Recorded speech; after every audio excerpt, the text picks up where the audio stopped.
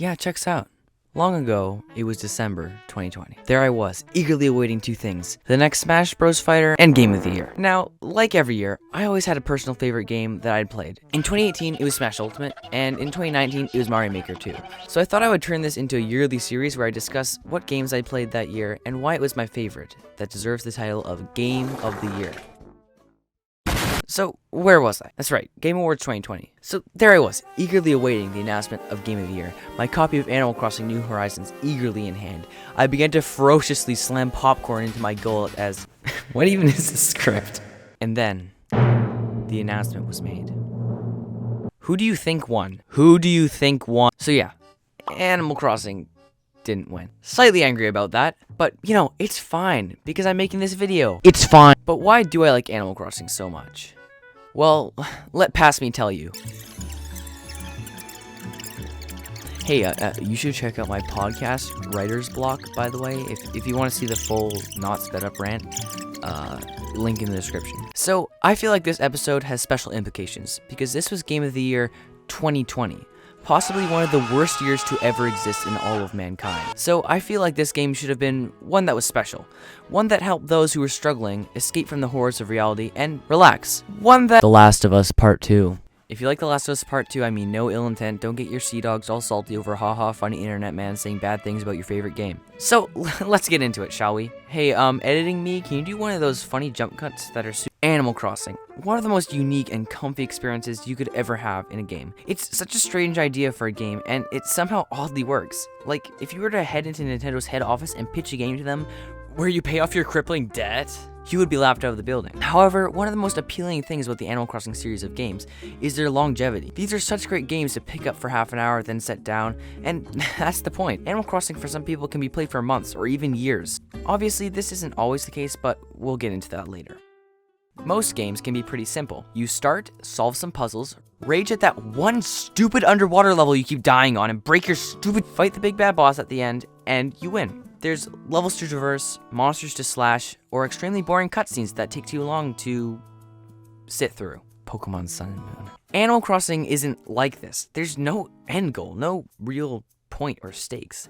It has a lot of similarities to Breath of the Wild in the sense that it's your story. The game is what you make of it. Sure, Breath of the Wild has the advantage of actually having a story. The end goal is to defeat Calamity Ganon, but Animal Crossing isn't a completely separate just genre by itself. This game is also adorable. The little animations your villager does after catching a bug, or how villagers wave to you when you leave their house, it all just screams Animal Crossing to me. Perfect for when you're depressed inside all day. Like I mentioned before, this year was different, so I believe the game should reflect that. Animal Crossing was an unexpected overnight success that instantly became a hit due to real-world circumstances truly becoming prominent just before its release. If you were on the internet for any amount of time in late March and April of last year, which let's be honest, you probably were, you could not escape this game online. It was impossible. So seeing this, I went, yeah, I'm bored, thus whipping open Amazon and ordering it. And so that infamous day arrived. I proceeded to sink a humanly impossible 80 hours into the game in the first week. As Podcast Me once said, I have an addiction. You should check out my podcast. So now you're probably going,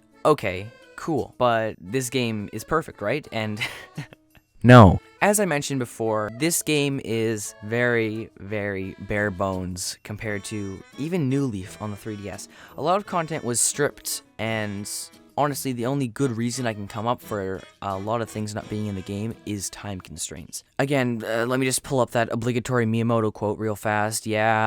But listen, Animal Crossing didn't win Game of the Year 2021. And that's... Wait, 2021? Wait, am I high? Listen, Animal Crossing did not win Game of the Year 2020, but it won Game of the Year 2020 in my heart. Cringe! Now, I hear you... Well, no, I don't, but... Now you're probably saying, but why? Why? Why are you making this now, in July, and... knowing your awful upload schedule, you'll probably be uploading this in August. Why haven't you uploaded? So, here's the thing. I sort of fell off of Animal Crossing for a couple months. The updates were getting stagnant and boring, and I just found the gameplay formula to become more boring and stale as time progressed. That was until I looked back to, I guess, what I said before, that the game is what you make of it. And I decided to destroy all of my hard work that I had put into the game and restart my island. Now, I'm not one of those people who delete their worlds and starts over again, but I just kept the same island and I just took everything down and I redecorated it. I changed the theme of my island and I was able to sink another good 200 hours into the game, and still growing. I have not finished yet.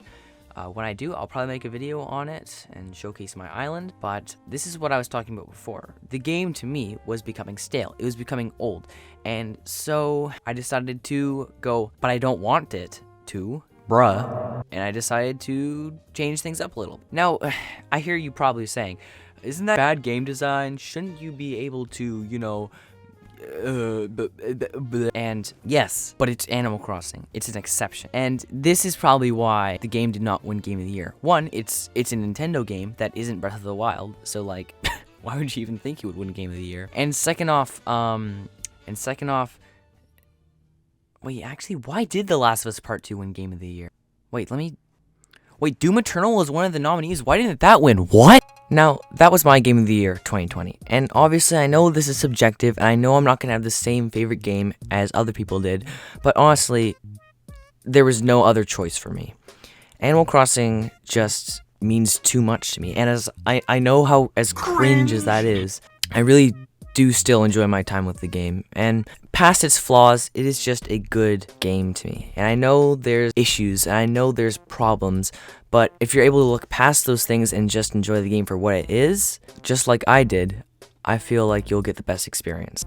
Also, if you like The Last of Us 2, I'm so sorry, and honestly, you did not make it to the end of the video. I'm so sorry about that. Okay, bye.